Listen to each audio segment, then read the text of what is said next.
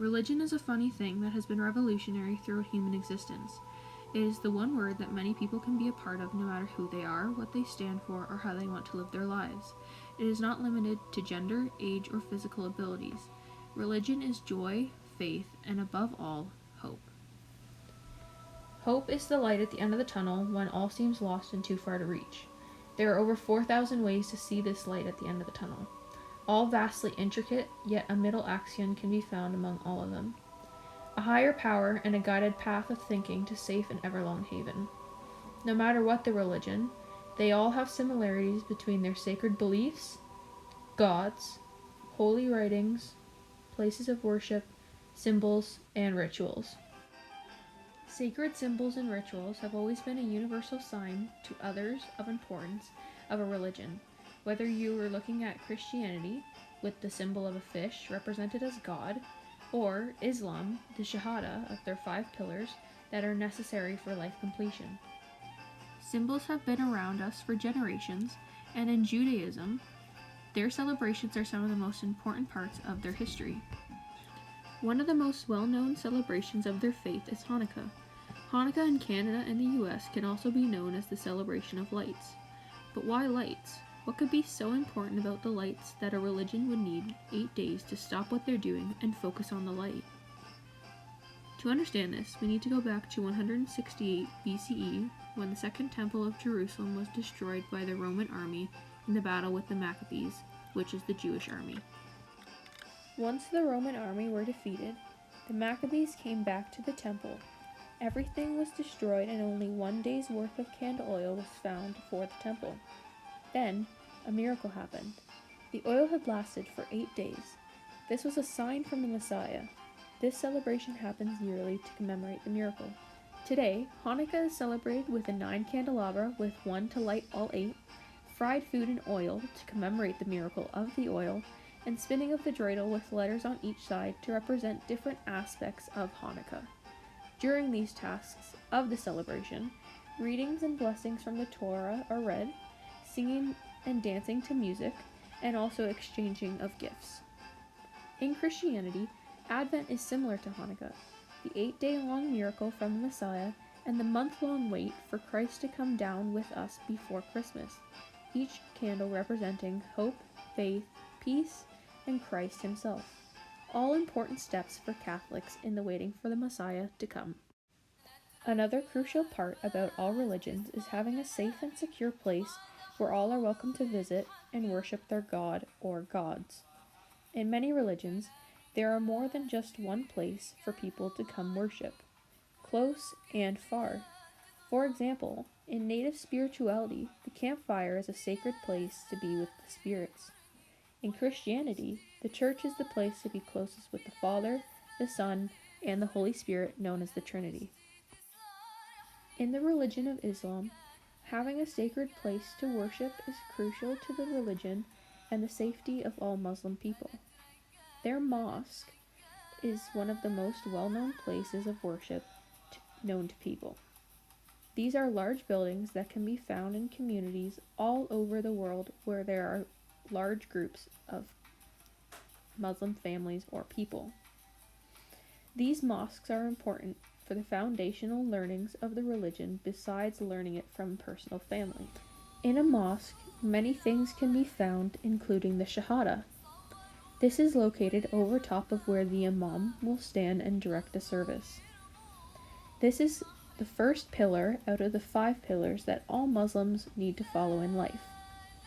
The Shahada is the Islamic creed that declares the belief in Allah and the belief that Muhammad is his messenger.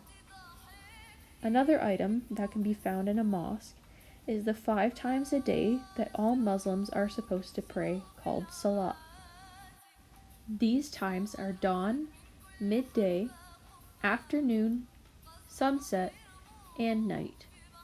When I went on my sacred retreat to the Cambridge Mosque, I found it most interesting that when you went into the building, on the carpet there were small areas where each person will sit in a spot and pray.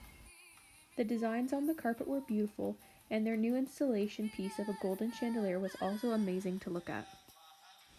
Another place that is extremely important to the religion is in Mecca, Saudi Arabia, at the most important mosque and building inside called the Kaaba. It is a black and gold building that is important for a pilgrimage that all Muslims travel to as part as the last pillar called Hajj. This pilgrimage is the only pillar that can be skipped if not financially, physically, or mentally able to attend at least once in their lifetime. On this pilgrimage, everyone wears the exact same white clothing and travels to Mecca over 5 to 6 days. This is where Muhammad was born. Next, the ancient history of a religion are the foundational learnings about how the religion came to be. The stories and writings that come from history can sometimes be boring, but very educational about why they do certain things today. For example, in Christianity, the reason why we exchange gifts to people on Christmas is because when Jesus was born, gifts from all kings were given to the Virgin Son, the Son of God. The culture/religion of native spirituality differs quite a lot compared to other religions. This is due to the fact that the sacred writings and stories were never written down and recorded. There is no holy book like the Muslims' Quran, the Jews' Torah, or the Christians' Bible. It may not be a recorded religion, but in my opinion, I believe that this is the oldest religion due to the fact that Aboriginals believe all animals are like humans, and that this religion/culture has been since the beginning of time. The soul is what makes you a being from Mother Earth. All sacred stories revolve around the idea of how the world was made and how it came to be with animals. They are called myths. Myths are stories that have been around for generations. These are fictional stories that can tell a million words with one picture. There are several types of myths, each one having a different lesson embedded within it. These myths are oftentimes the foundational beliefs to the religion and what makes them so different from the rest. There are creation, divine, trickster, hero, and cultural myths. Each of these myths explain how things came to be. The turtle is part of the 7 grandfather teachings. These include respect as the buffalo, love as the eagle, courage as the bear, honesty as the sabe, wisdom as the beaver, humility as the wolf, and truth as the turtle. These are the 7 different attributes of Mother Earth and how we should be living our lives as our souls have. As well, they are 7 key attributes that all people should follow to be respectful to others and the earth. Many of times, these myths are stories of survival or tales of Earth. This is because the aspect of Earth is the number one important thing about this faith. Next, this is an example of an Inuit myth. It is in the language of Inuktitut. Inuit tribes are part of the 6 cultural groups known to native spirituality. With all myths, they connect to more than just being sacred stories. They are part of sacred gods.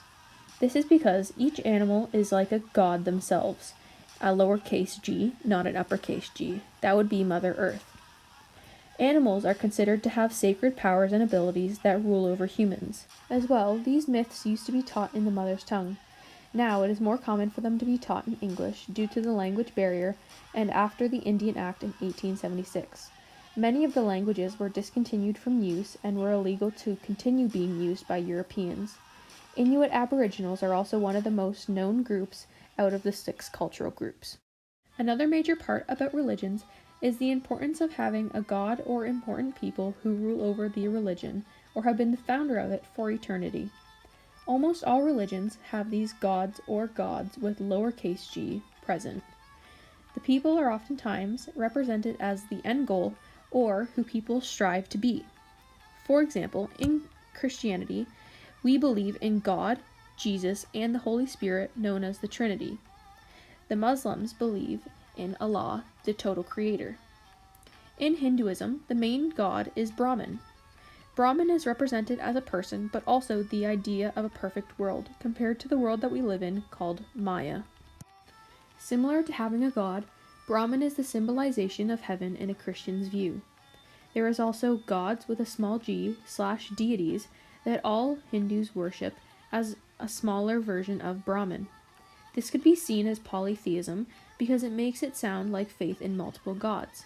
But these deities that they believe in are simply aspects of Brahman that one Hindu may find more important than the rest of them. This is what makes the Hindu religion monotheism.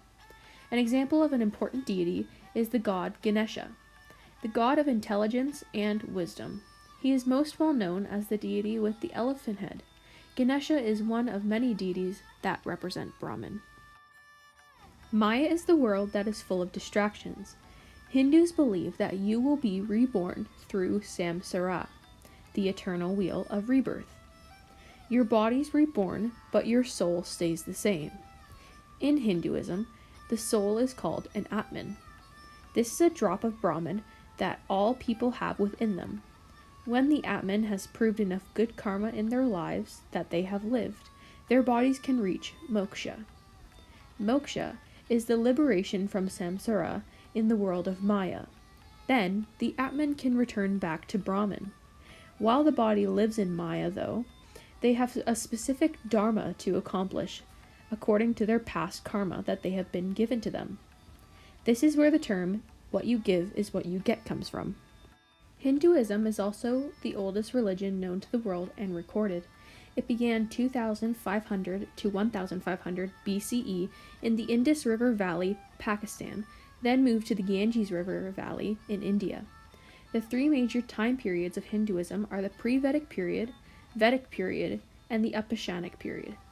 In the pre-Vedic period, people lived in quite complex and modern cities with sewage systems, and it was a matriarchal society where mothers and goddesses were worshipped. In the Vedic period, Aryans came into the communities speaking Sanskrit. This led to the first sacred writings of the Vedas. These included prayer, nature, and animal sacrifices. Lastly, the Upashanic period worship began in temples. The Upashanic was interpretations of the Vedas, similar to the Talmud of the Torah and the Sunnah and the Hadith of the Quran. Lastly, a religion's sacred beliefs and values are important because without belief, there is no point in a religion. Hope is like a keystone. It supports an intricate religion. In Buddhism, their sacred beliefs and values are what makes the religion so special and different from others. Their sacred beliefs include the Four Noble Truths, the Eightfold Path, and the 5 Precepts. These are all aspects of the Buddha and what he found when he was contemplating around suffering and a healthy and prosperous life. The Buddha is the founder of the religion, like their God. With the Four Noble Truths, they are surrounded by the idea of suffering, why it happens, and how to escape suffering, and understanding of the Eightfold Path to complete these. The idea of suffering is called dukkha. It is everything that we experience in our lives that cause us distress. These include things like sickness, pain, old age, death, injuries, frustration, unhappiness with life, etc. This suffering can also be caused by self-loathing.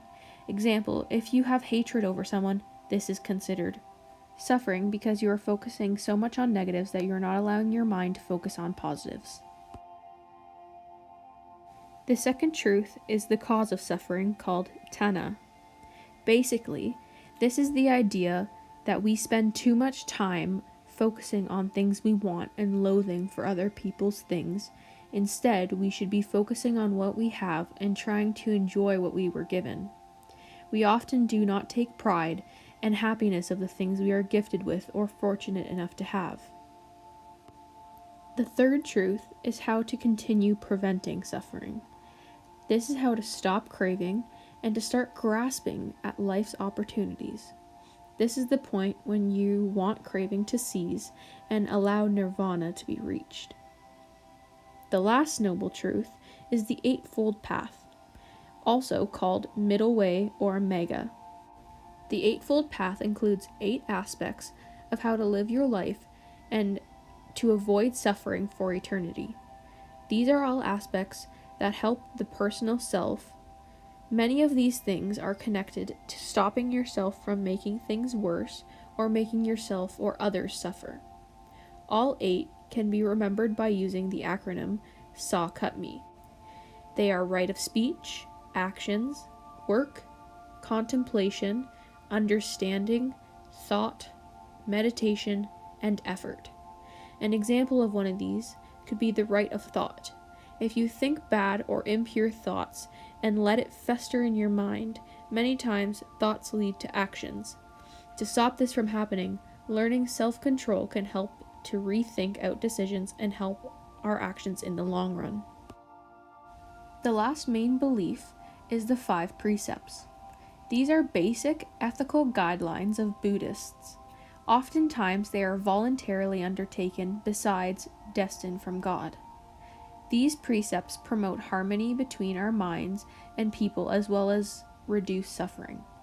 These precepts refrain us from destroying living creatures or people, not taking what is ours or what has not been given to us, sexual misconduct, use of incorrect speech, and refraining from intoxicants. All 5 of these are basic things we experience in our daily lives and oftentimes get in the way of what is right. If followed, all of these can help us to become more pure and help us to stop suffering beyond ourselves. Lastly, I wanted to connect a topic that we have discussed in class as well as a topic that has arose to be quite controversial in Canada. The idea of the Indian Act and how it happened, in comparison to how Buddhists would look at the situation. As you know, the Indian Act, initiated in 1876, stopped the use from traditional Native American language, sacred lands and tribal lands, as well as the basic human rights and the enforcement of residential schools on young. In a Buddhist's eye, this is breaking all 3 basic beliefs of the religion. Firstly, the 4 noble truths were all broken. When Europeans came over, they made Aboriginal people suffer physically, verbally, and mentally. They did not try to make things better, but oftentimes made them worse. When intruded, all was taken from their land and was never returned. Instead, they were forced out and left to die with nothing. This is beyond suffering, in my opinion. As well, all of the concepts of the Eightfold Path were broken. Europeans used speech to insult, actions to hurt, work to break community. Contemplation was non-existent. There was no understanding of Native Americans and what they were trying to communicate. There was only self-control, and the effort to make things better was not there, only a desire to take everything they had away. And finally, the 5 precepts were nowhere to be found. As we can see, there was no actions being made to fix these issues, not until the 21st century, when apologizing and letting tribes reclaim land. But back when the Indian Act was initiated, living creatures were killed as well as people. Personal property was taken from what was not theirs, and incorrect speech was broken. This was because promises were made to Native Americans knowing they could not see the fine print. The last 2 of sexual misconduct and refrain from intoxicants were not taken into account, but as you can see, how the Indian Act affected them and the actions that were taken has nothing to do with what Buddhism stands for. Buddhism is against suffering and wanting to be free from all that is evil.